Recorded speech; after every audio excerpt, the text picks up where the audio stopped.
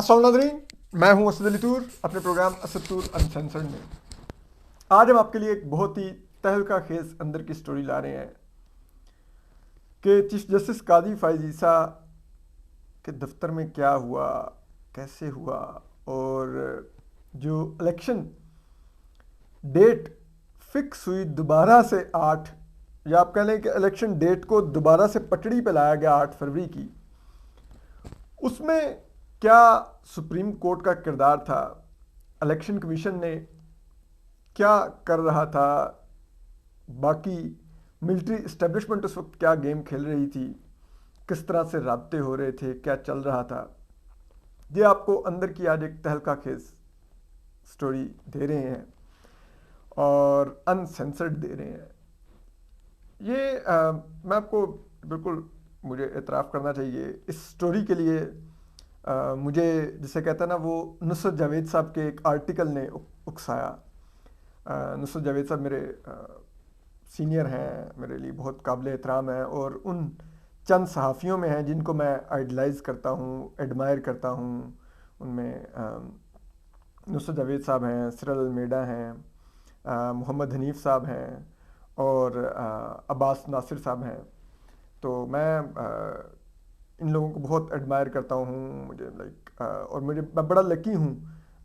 मुझे इन senior journalist का हमेशा प्यार मिला है और हमेशा इन्होंने मुझे इनकरेज किया है। हामिद मीर साहब जैसे बड़े सहाफ़ी ने हमेशा मुझे, बावजूद इसके कि मेरी वजह से उनको बहुत गिले मिलते हैं, और वो बेचारे फिर भी उसके बावजूद उन्होंने कभी उनके माथे पर मेरे लिए शिकन नहीं आई कि तुम क्या करते हो। उनका ज़्यादा ही सवाल होता है कि सर ये इसके साथ क्या किया, क्या तुमने इसके बारे में बोला था, तो फिर मैं उनको बताता हूँ सर ये बोला था, तो ये कहा है, तो वो सुनते हैं, फिर बेचारे चुप हो जाते हैं। सो और उन बेचारों को उन्होंने मेरे लिए कीमत भी इतनी अदा की हुई है, 9 माह से फेयर रहे। फिर आज भी वो एक ऐसे बड़े इंसान है कि आज भी 2 गोलियां जिसम में लेके फिर रहे हैं, 6 गोलियां खाई थी। और उस रात भी बलोच बच्चियों के लिए जिस तरह वो गए उधर G7, और जिस तरह वो बच्ची महाजेब उनसे एक बाप जैसे उसका खड़ा हो, इस तरह उनसे लिपटी हुई थी, और वो मीर साहब उसको लेके दैट इज़ इनक्रेडिबल। तो और ठीक है, उनसे आप कई जगह पे इख्तलाफ कर सकते हैं, लेकिन जब टेस्टिंग टाइम्स आते हैं तो आपको उस टाइम देखना चाहिए कि हामिद मीर साहब ने ठीक पोजीशन लिया कि नहीं। तो आपको हमेशा पता चलेगा हामिद मीर साहब ठीक पोजीशन लेते हैं ऐसे मौके पर। तो खैर, ये लोग, मैं इन लोगों को एडमायर करता हूँ, कोशिश करता हूँ इनसे सीखने की। इन जैसा तो मुझे पता है मैं कभी नहीं बन सकता। मैं बहुत ही मामूली साफ़ी हूँ, और मुझे कभी वैसे, ये मेरी अपनी भी ख्वाहिश है कि मैं मामूली ही रहूँ, मुझे कभी कोई बड़ा सहाफ़ी बनने का शौक़ नहीं है, और ना ही मेरी हरकतें ऐसी हैं कि मैं बड़ा सहाफ़ी बन सकूँ।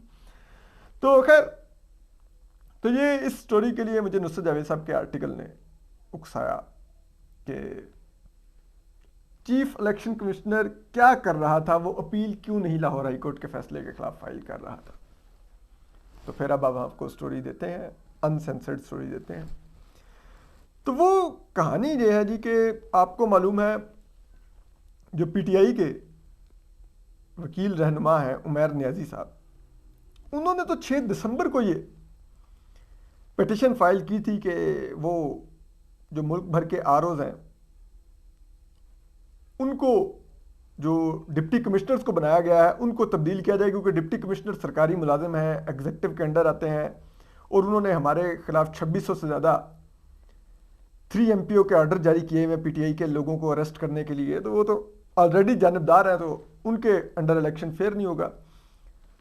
लेकिन वो अचानक से वो 12 दिसंबर को वो पिटीशन फिक्स होती है। 16 दिसंबर को चीफ जस्टिस कादी फैज़ ने बैरून मुल्क जाना होता है। लाहौर में वो पिटीशन टेकअप होती है 12 दिसंबर को, और वो फिक्स होती है। लाहौर हाई कोर्ट के जज हैं मोअज़्ज़ज़ जस्टिस अली बाकर नदवी साहब, उनके सामने।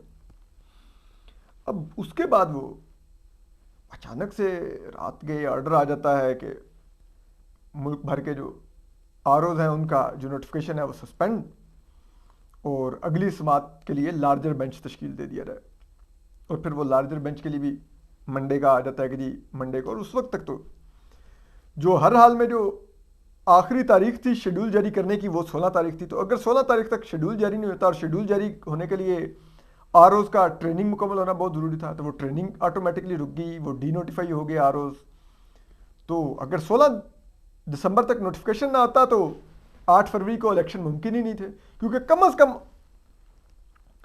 54 दिन इलेक्शन कमीशन को चाहिए शेड्यूल में। 54 दिन से कम का शेड्यूल इलेक्शन कमीशन नहीं दे सकता, ज़्यादा का दे सकता है, 54 दिन से कम नहीं कर सकता। तो अब वो मसला खड़ा हो गया। अब उसमें ये ऑर्डर जब आया, जिस अंदाज में ये पिटीशन टेकअप हुई और इलेक्शन की डीरेल करने के लिए, जैसे कहते हैं ना, बड़ी प्रिसाइज ड्रोन अटैक किया गया, बड़ा प्रिसाइज, जैसे कहते हैं ना, वो लेजर गाइडेड बम आके लगा ठा, उसने इलेक्शन की डेट ही उड़ा दी।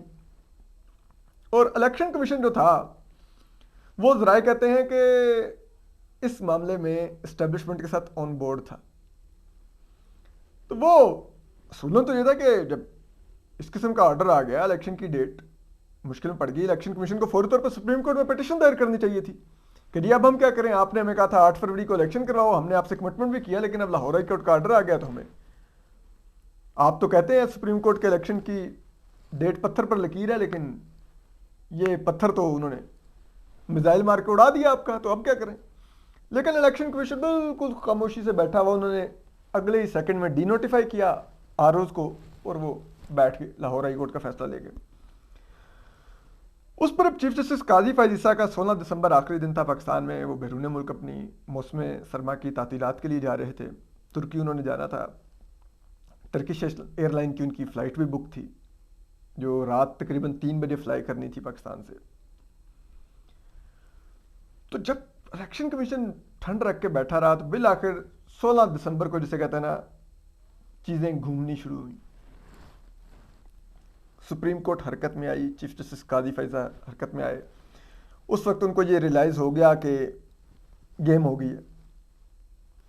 ये जो कहा जा रहा था इलेक्शन 8 फरवरी को नहीं होने देगी इस्टेब्लिशमेंट, ये जो असद अली तूर जैसा मामूली सहाफ़ी वीलॉग्स कर रहा था, सुहेल वड़ाइच जैसा बड़ा सहाफ़ी कॉलम लिख रहा था कि इलेक्शन की डेट आगे लेके जा रहे हैं, नहीं होने देंगे 8 फरवरी को इलेक्शन, तो ये तो गेम हो गई है। तो कहते हैं कि सबसे पहले जो राब्ता किया गया, वो किया गया अटॉर्नी जनरल पाकिस्तान से, और वो राब्ता चीफ जस्टिस काजी फैज़ा के दफ्तर से किया गया, उनकी टीम से की तरफ से किया गया, और उसमें उनसे पूछा गया कि वो कहाँ पर हैं। अब ये अगर आपको याद हो तो ये वीकेंड था, तो अटॉर्नी जनरल साहब अपने होम टाउन जा रहे थे, तो वो कहीं कल्लर कहार के करीब थे। तो उन्होंने कहा कि मैं तो घर जा रहा हूँ। तो उन्हें कहा गया नहीं, आप घर नहीं जा रहे, आप वापस आ रहे हैं, आप वापस सुप्रीम कोर्ट पहुँचे, चीफ जस्टिस काजी फैज़ा साहब ने आपसे मुलाकात करनी है, और आप ट्रेस करें चीफ इलेक्शन कमिश्नर किधर हैं, उनको भी बुलाएं, वो भी इस मुलाकात में मौजूद होंगे। तो फिर चीफ इलेक्शन कमिश्नर साहब को ट्रेस किया गया, तो वो भी वीकेंड गुजारने के लिए लाहौर जा रहे थे कहीं, तो उनको भी कहा गया आप सुप्रीम कोर्ट पहुंचे, भी चुप कर गए। उन्होंने कहा ठीक है। फिर जब सुप्रीम कोर्ट में फौरी तौर पे जो सीनियर प्यूनर जज हैं जस्टिस सरदार तारिक मसूद, और जो प्रैक्टिस एंड प्रोसीजर बिल के तहत कायमशुदा कमेटी में तीसरे सीनियर जज हैं जस्टिस एजाजुल हसन, इन दोनों को भी चीफ जस्टिस काजी फैज़ा के चैम्बर में ये लोग भी आ गए। चीफ जस्टिस ने बुला लिया इनको, और वहाँ पे मीटिंग शुरू होगी कि ये क्या हुआ है, ये तो इलेक्शन डेट आगे चली गई है, और ये तो आगे चली जाएगी अगर आज शेड्यूल ना आया, और ये तो इलेक्शन डिरेल हो रहा है। तो उस पर काफ़ी गौर खोस हुआ वहाँ पर। और फिर उसके बाद चीफ इलेक्शन कमिश्नर और अटॉर्नी जनरल पहुँच गए, और वो चीफ जस्टिस काजी फैज़ा ने उनसे फिर सवालात किए। Chief election commissioner Sikandar Sultan राजी साहब से राय बताते हैं, और वो कहते हैं कि चीफ जस्टिस काजी फैज़ा का पहला सवाल ये था कि आपने इलेक्शन करवाने हैं। तो सिकंदर सुल्तान राजी साहब ने कहा कि जी बिल्कुल करवाने हैं। उन्होंने कहा अच्छा, तो कब करवाने हैं? उन्होंने कहा जी 8 फरवरी को करवाने थे। तो चीफ जस्टिस काजी फैज़ा ने पूछा तो 8 फरवरी को हो रहे हैं इलेक्शन? तो उन्होंने कहा जी कि वो मुमकिन नहीं है। तो उन्होंने कहा क्यों मुमकिन नहीं है इलेक्शन 8 फरवरी को? तो उन्होंने कहा कि वो लाहौर हाई कोर्ट का ऑर्डर आ गया है, तो वो आर डी नोटिफाई हो गए हैं, तो उस पर वजह से अब वो डे हम शेड्यूल नहीं दे पा रहे, क्योंकि शेड्यूल के लिए पहले आर का फाइनल होना लाजमी है। तो कहता है चीफ जस्टिस काजी फाइज ने पूछा कि अच्छा, तो वो जो लाहौर हाई कोर्ट का ऑर्डर आया है वो आपको कब मौसूल हुआ है? तो उन्होंने कहा जी वो उससे अगले दिन में मौसूल हुआ। तो चीफ जस्टिस काजी फाइज ने पूछा कि तो आपने कोई अपील फाइल की है उसके खिलाफ? तो सिकंदर सुल्तान राजा साहब वहाँ पे थोड़े से खसियाने से हो गए और उन्होंने कहा कि नहीं, वो हमने अपील तैयार तो की हुई है, बस हम जल्दी 1-2 दिन में फाइल कर देंगे, लाहौर हाई कोर्ट में लार्जर बेंच भी बन गया है। तो चीफ जस्टिस काजी फैसले ने कहा नहीं, आप 1-2 दिन में अपील नहीं फाइल करेंगे, आप अपील अभी फाइल करेंगे, जाएं जाकर अपील लेकर आएँ और अभी फाइल करें, मैं बैठा हूँ, मेरी रात की फ़्लाइट है, मैं डिसाइड करके जाऊँगा। और कहते हैं कि उन्होंने फिर अटॉर्नी जनरल की तरफ देखा और अटॉर्नी जनरल को भी कहा कि आप भी जाएं, बैठे अपने दफ्तर में, ये अपील लेके आ रहे हैं, अभी कोर्ट में हियरिंग होगी और वो अपील अभी फौरी फिक्स होगी। और अटॉर्नी जनरल भी चुप हो गए। और इसके बाद कहते हैं कि चीफ जस्टिस काजी फाइसा ने जो मौजूद जस्टिस एजाजुल हसन है उनकी तरफ देखा और उनको कहा कि हम यही 3 मेंबर बेंच बैठ के ये अपील सुन रहे हैं, मैं बैठ जाता हूँ, जस्टिस सरदार तारिक मसूद बैठ जाते हैं और आप बैठ जाएं। आप बैठेंगे बेंच में? पहले उन्होंने जस्टिस सरदार तारिक मसूद से पूछा कि आप बेंच में बैठेंगे? जस्टिस सरदार तारिक मसूद ने कहा बिल्कुल मैं बेंच में बैठूंगा। फिर उन्होंने कहते हैं कि एजाजुल हसन साहब की तरफ देखा और कहा आप भी बेंच में बैठेंगे? तो उस पर कहते हैं कि जस्टिस एजाजुल हसन जो थे उन्होंने कुछ मुंह से कोई अल्फाज नहीं बोले, उन्होंने यूं मुंह पे हाथ रखा था, उन्होंने सिर्फ यूं किया, यानी कि मैं नहीं बैठूंगा, उन्होंने इनकार कर दिया। तो उस पर चीफ जस्टिस काजी फाइसा ने उनको कहा कि ठीक है, आप नहीं बैठना चाह रहे तो हम आपसे जो नेक्स्ट इन लाइन जज हैं उनको चेक कर लेते हैं।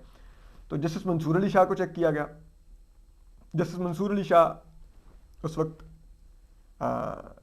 घर पे थे, उनको कहा गया कि आप सुप्रीम कोर्ट आ रहे हैं, ये हम बेंच बना रहे हैं, तो भी इलेक्शन कमीशन पिटीशन लेके आएगा और ये पिटीशन दायर हो जाएगी और हम अभी टेकअप करेंगे। तो इस दौरान जब चीफ इलेक्शन कमिश्नर और अटॉर्नी जनरल चले गए तो अब इस्टेब्लिशमेंट की तो दौड़ने लग गई। उन्होंने कहा ये क्या हो गया, ये तो बैरून मुल्क छुट्टी जा रहे थे और ये कैसे टेकअप कर रहे हैं? तो उस वक्त कहते हैं कि चीफ इलेक्शन कमिश्नर को ज़रा ये कहते हैं कि काफ़ी ताकतवर लोगों के इस्टेब्लिशमेंट से फ़ोन आए और उन्होंने पूछा ये क्या हो रहा है, आप क्यों अपील दायर करने जा रहे हैं? तो उन्होंने कहा मैं क्या करूं, चीफ जस्टिस ने अपने चैम्बर में बुला के मुझे कह दिया कि अपील दायर करें। तो उन्होंने कहा नहीं, ये कैसे हो सकता है, अपील आपका प्रोगेटिव है, आप फाइल करें ना करें, चीफ जस्टिस कैसे आपको कह सकता है कि अपील फाइल करें? उन्होंने कहा कि अब मैं क्या करूं, चीफ जस्टिस होते हैं, उन्होंने कह दिया कि अपील फाइल करनी है तो करनी पड़ेगी, मैं क्या कर सकता हूँ? तो उस पर उन्हें कहा गया नहीं तो वो कैसे, अपील अभी फाइल हुई नहीं तो बेंचेस की तश्कील के लिए क्या फैसला हो गया? उन्होंने कहा कि उन्होंने कहता है सिकंदर सुल्तान राजा साहब ने उनको बता दिया कि हाँ मुझे पता चला कि वो मंसूर अली शाह साहब तीसरे जज होंगे उसमें। एजाजुल हसन साहब ने तो इनकार कर दिया था। तो उन्होंने कहा कि ये कैसे हो सकता है, अभी अपील फाइल नहीं हुई, बेंच भी बन रहे हैं और ये तो कैसी मुदाखलत है ये वो। तो उन्होंने कहा जी हम क्या कर सकते हैं, मैं तो बैठ गया था चुप करके लाहौर हाई कोर्ट के फैसले के बाद, आपका काम भी हो गया था लाहौर हाई कोर्ट के फैसले के बाद, इलेक्शन नहीं हो रहे थे 8 फरवरी को, लेकिन अब उन्होंने बुला लिया तो मैं क्या करूं? तो उसके बाद इस्टेब्लिशमेंट के लोग बहुत सिटपटाए और फिर कहते हैं कि इलेक्शन कमीशन के स्टाफ जो है फिर वो अपील लेके रोता धोता पहुंचा सुप्रीम कोर्ट शाम तकरीबन 7 बजे के करीब। और इतनी तेज़ी से सब प्रोसेस हुआ कि अभी अपील प्रॉपर तरीके से फाइल नहीं हुई थी, तो कोर्ट रूम खोलने का कह दिया गया, कोर्ट रूम नंबर 1। और वहाँ पर फिर चीफ जस्टिस काजी फाइजी साहब, जस्टिस सरदार तारिक मसूद जो सीनियर प्यूनल जज हैं सुप्रीम कोर्ट के, और जस्टिस मंसूर अली शाह जो अगले चीफ जस्टिस पाकिस्तान भी होंगे जस्टिस एजाजुल हसन के बाद, तो ये तीनों जजेस फिर आगे, इनके आगे वो जो रफ ड्राफ्ट सा था अपील का, जिसको फौरी तौर पर फिर अपील की शक्ल दी गई, क्योंकि कहते हैं इलेक्शन कमीशन ने बस खानापुरी के लिए एक रफ ड्राफ्ट तैयार करके रखा हुआ था, प्रॉपर अपील नहीं तैयार की हुई थी।